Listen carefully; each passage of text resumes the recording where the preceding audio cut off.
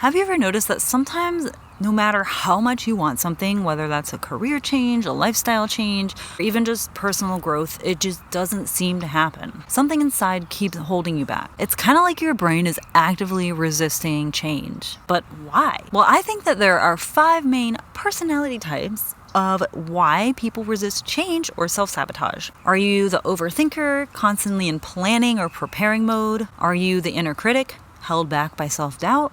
Well, in this video, we're breaking down the 5 main reasons we might be resistant to change, and most importantly, how to break out of this cycle. Stick around, because by the end of this video, you're going to know exactly what type or types you are and how to overcome it.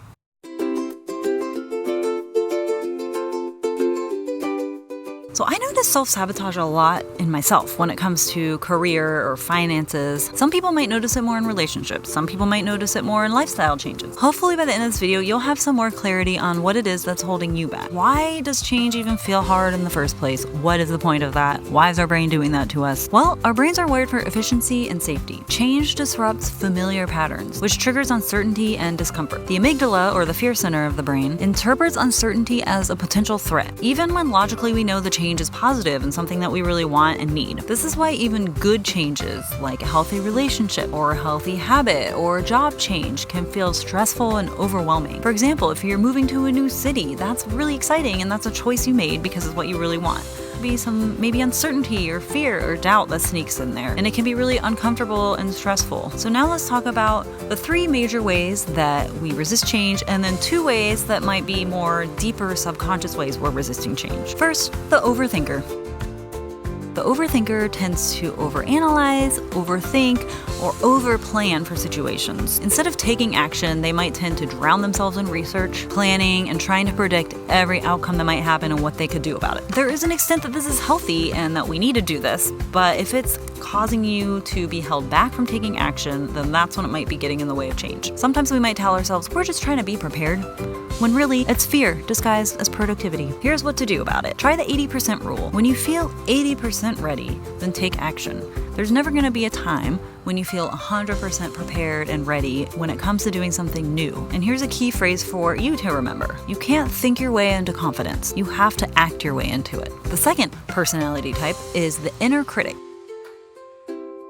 When change starts to happen or starts to feel uncomfortable, our negative self-talk might kick in. Things like, I don't deserve this, or this is too hard, or what if I fail? Imposter syndrome might kick in, making us feel like we're not good enough or we don't know enough to be doing what we want to be doing. For example, you might get your dream job and then you're really excited about it first, but then doubt kicks in and you start saying, am I really qualified for this?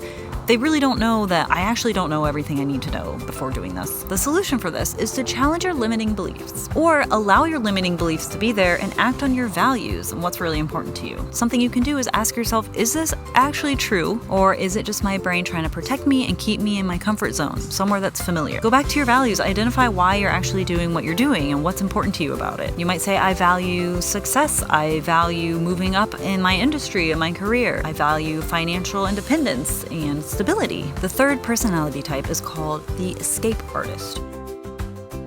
The escape artist uses suppression and avoidance to resist change. Instead of facing change, we might avoid it altogether, even if it's good for us. We convince ourselves, I'm fine where I'm at, I'm comfortable, I don't really need to change anything. But deep down, we might know that we're settling. Avoidance can also come from fear of success, because success also often comes with responsibilities or uncertainty, higher expectations, and potential failure. The solution to this is to focus on small, low-pressure actions, just sending one email, watching a YouTube video on how to start a business or what the first steps might be. Your key phrase is progress, not perfection.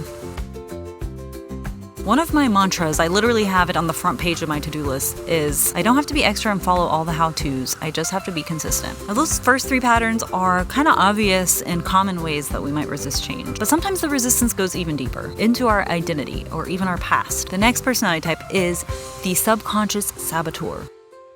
One of the biggest hidden barriers when it comes to change is that it clashes with our identity or who we think we are, or at least the version of ourselves that we're conditioned to think we are. If we see ourselves as the procrastinator or the shy person, then deep down, success or doing the things we want is always going to feel like a lie. So for example, if you always struggle with working out, maybe deep down that belief is, I'm not an athletic or strong person. If we believe that we're not strong or active, then our actions are going to reflect that. So you self-sabotage to stay in alignment with your identity. So the solution to this, and this obviously isn't going to be an overnight thing, but it's to start using identity-based change. So reframing and rethinking who you actually are or who you want to be. Instead of saying, I'm trying to exercise more and I want to become this more strong athletic person, you can reframe it to, I'm becoming someone who's really caring for my body and I really care about my body. The key phrase to remember for you will be, your brain will always try to prove your identity right. So choose an identity that serves you. And the last more subconscious struggle that might be keeping us from change is about finding comfort in familiar struggles. I couldn't think of a good name for this one, so if you think of one, let me know. So believe it or not, we can get emotionally attached to our past, even if it's painful. Because remember, familiarity equals safety to our brain. For example, if someone's always struggled financially, then deep down, wealth might feel unfamiliar and uncomfortable, or even wrong. So even when opportunities come, you might unconsciously reject them. This is why toxic relationships and bad habits can be so hard to let go of, because they're tied to memory, they might be tied to our identity, our beliefs about ourselves, and even to a sense of belonging. The solution to this one is reframe the idea of letting go. Instead of seeing it as losing something, see it as you're gaining something even better. The key phrase for you will be, you don't have to hold on to something just because it's familiar. And I think that these past two reasons that I mentioned, they take some deep work, and it takes maybe a little longer to overcome these kind of ingrained subconscious beliefs that we have about ourselves. But it is possible. And I do encourage you to seek help from a professional or therapist. This might really be a good push to get in the right direction you want to go. Last, let's talk a little more about how to overcome this resistance and take action. First of all, recognize which type resonates with you the most. You might be more than one. You might use one in one area of your life and another in another area. It's important to remember to use small intentional actions to rewire your brain. So for overanalyzers, set a deadline for action. For inner critics, flip your negative thoughts to I'm not good enough to I'm capable of figuring this out, or focus on values. For avoiders, set tiny low-stake goals. Instead of writing a full book, commit to 1 paragraph a day and embrace discomfort as part of the process. And this applies to everyone, but embracing discomfort as part of the process. A lot of people react to change as it feels negative, it feels bad. But if we reframe change to, it's not always bad to feel bad. It's not always a bad thing to feel uncomfortable. The first time you do something new, it's gonna be awkward, and part of the process is accepting that. Just accepting that you might have doubts, that it might be hard to get started, that negative thoughts might pop up. But you know what else was new to you that you do perfectly fine now?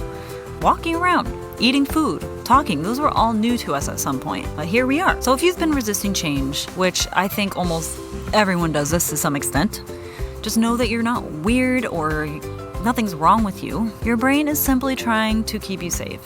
And sometimes that requires some active push to action, and also acknowledging and having self-compassion to the part of you that wants to keep you safe. Safety is not the same as happiness, fulfillment, or growth. Unfortunately, our brain prioritizes safety over happiness most of the time. So if you've recognized yourself in any of these patterns, drop a comment below and let me know which ones resonate with you the most. That's it for today's video. Thank you so much for watching. If this was helpful for you, please like, share, and subscribe. I post videos on Fridays about mental health, counseling, music therapy, expressive arts, fun stuff like that. So like, subscribe if you want to see more content like this. Thanks for watching. Bye.